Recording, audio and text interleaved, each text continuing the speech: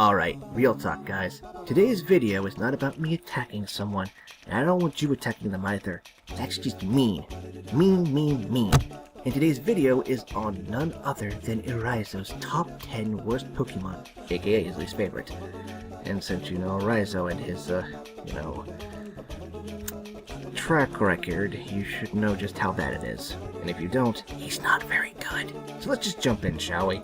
Top 10 worst Pokemon. Now before you guys leave very nice comments saying, this could quite well be the most ill-conceived, dim-witted, brain-dead, worthless waste of time and a video I have ever seen. I now feel like I've lost all my brain cells and in turn, my will to live. Also, f*** you. Remember, this list is 100% my own opinion, so if you guys disagree with my list, be sure to let me know what your least favorite Pokemon are in the comment section below. Now, sir, why would you give them a snooty accent? That seems rather mean-spirited if you ask me.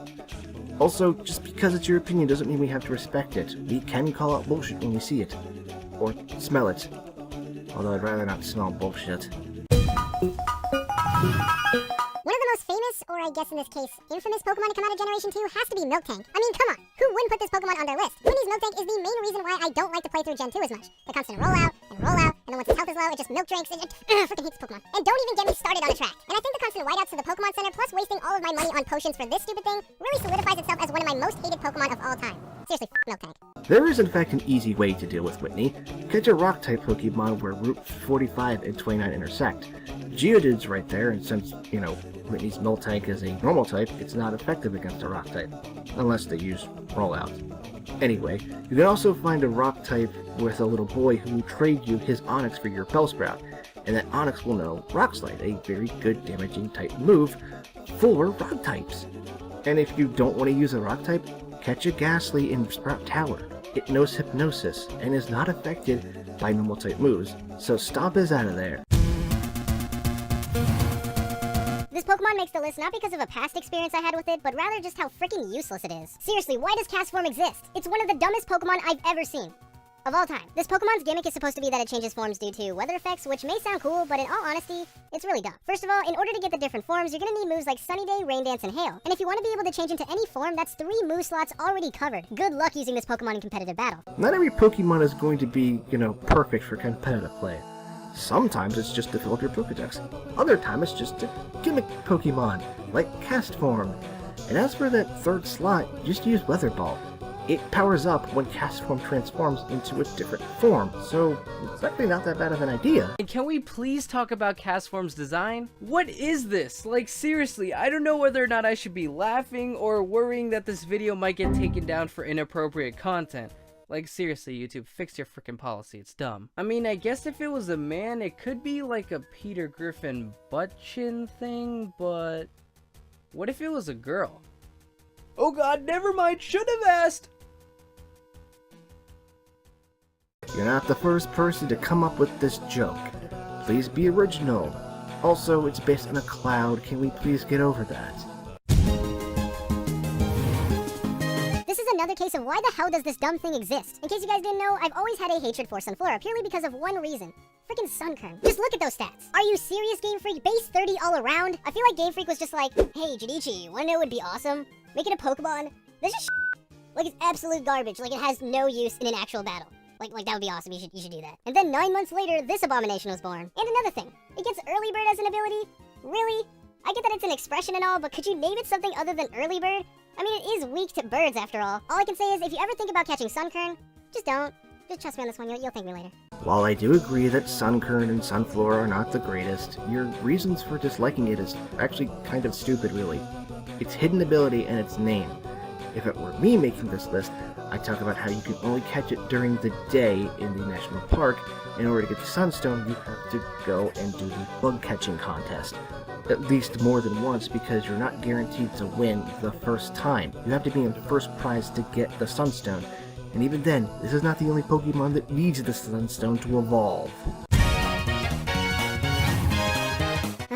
Where do I even start with these things? Coming in at number 7, we have not 1 Pokemon, not 2 Pokemon, but 3 Pokemon. The Elemental Monkeys are the worst trio of Pokemon I have ever seen. They're weak, ugly, and only have a use in the beginning of the game to beat the first gym. Besides that, they're pretty much useless. I guess Simisage is alright, but the other 2 have a special place in the garbage waiting for them. Right next to Sunkern. Seriously, don't use your elemental stones on these idiots. If I had to pick my least favorite out of the three, it would have to be Simisear though. At least Simisage looks decent and Simipour can learn Scald, but Simisear can only learn Flame Burst and is one of the dumbest looking Pokemon I have ever seen. Seriously, what are you doing with your hands? Stop it, it's freaking me out. Kind of funny you don't bring up their stats because they're all exactly the same. And even then, Panpour, Pansear, and Pansage all learn moves earlier and don't stop learning moves, unlike the Simmies. All the Simmies stop and never learn anything after that, which really begs the question, why would you put them on here if they all have the same stats? And just because, Simisear is the worst because it learns Flame Burst? Really? I mean, that's not the least damaging move. If anything, I'd say, of all people, Simipour is the worst because it learns Water Gun. Well, its pre-evolved form of Water Gun, and another shitty Water-type move. If you really think about it, it is probably the worst of them all. Oh, Gen 4, where did you go wrong? You had a great region, new awesome evolutions to old Pokemon, and... Oh, yeah, that's why. I don't know what it is about Burmy and Wormadam that just pisses me off so much, but it just does, okay? I'm complicated like that. Let's take a look at the killer stats that this Pokemon has. Yep, look at those stats. That is definitely the most competitively viable Pokemon out there. And I know I shouldn't just take stats into account when looking at this Pokemon, so let's see how it looks. I'll admit it right now, I think Burmy is pretty cute, but Pinocchio over here... Ugh. The cloak forms Wormadam has is a pretty cool idea, but they should have just scrapped the other two forms and left us with the trash cloak form. Because this Pokemon, it's garbage. Kind of funny you don't bring up the fact that only the females evolve into Wormadam, whereas the males evolve into Mothim. Kinda seems like that would have really detracted from your overall point. But then again, who am I to know? It's not like I've played Pokemon since the first generation or anything. I'm not a hipster.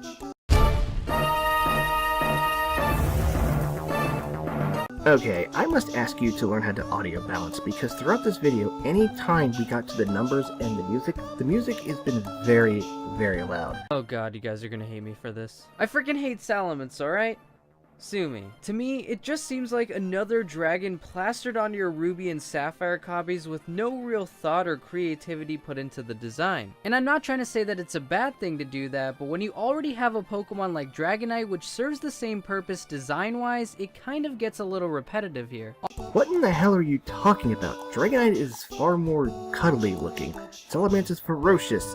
And if you were talking about other dragon types, well, Altaria is a flying dragon type and it's cutesy, and Kingdra is based on a seahorse. Not really anything cute about it, or ferocious, just there, really. All I'm trying to say is add a bit more to the design than just a dragon. And it may sound like a giant nitpick when I say this, and I'll admit it, it kind of is a giant nitpick, but hey, that's just my opinion. And I'm happy to see that after Gen 3, they did start adding a lot more elements to the Dragon Pseudo-Legendaries. But I didn't really have that much of a problem with Salamence until the release of Oras and Mega Salamence.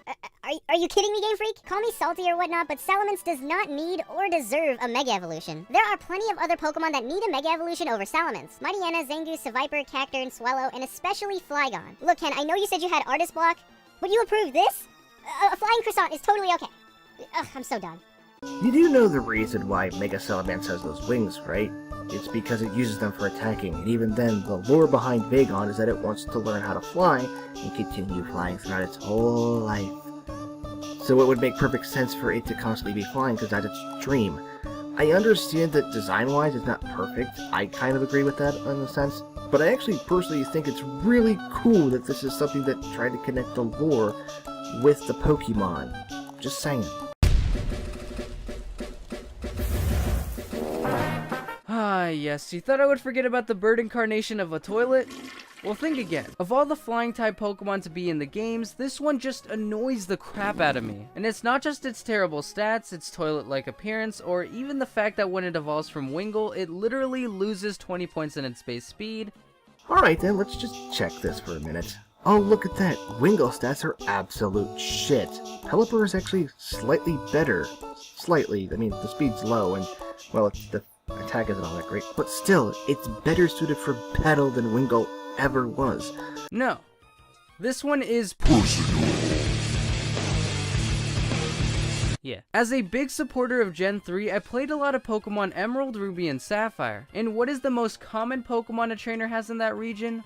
That's right, the Pelipper line. Not only do I have to constantly look at this ugly piece of garbage for most of the game, Game Freak thought it would be a brilliant idea to give these fools Supersonic and Protect. Ugh, I hate you so much. This is a sad excuse for a Pokemon, and honestly, if I talk about it anymore, I might have the urge to break something.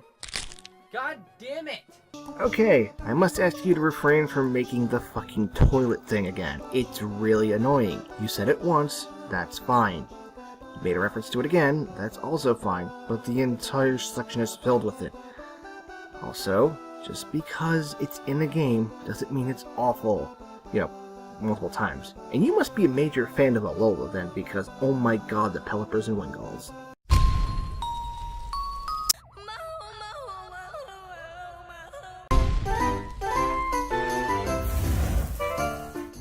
What is the worst early bird Pokemon of all time? Well, let's see, there's Pidgeot, but he's pretty good. Swallow's alright. Staraptor's really good.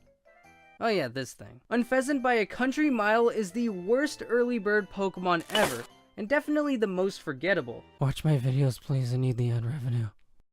It has bad abilities, terrible stats, no competitive viability, and on top of that, they even make this thing look so stupid. What are you, going to a masquerade ball? It's called sexual dimorphism. The males in the group are actually much more colorful because they're males and they have to get the attention of the females, like in the real world. Well, here we are, the number 1 spot. My least favorite Pokemon of all time is... It's Combi. It's Combi. I'm just telling you that right now. Basically, all he does is reiterate that it's a male version, not the female version, how hard it's to catch. I really don't have the patience to sit through this because really, just kind of stupid, really. Anyway, with that being said, what do I have to say about this commentary? Well, for one, your video's not terrible. I think the editing's okay, but your jokes just keep on flying through it, kind of wanting to get people to not pay attention to your overall what you're saying, I guess would be the wording. I screwed up there.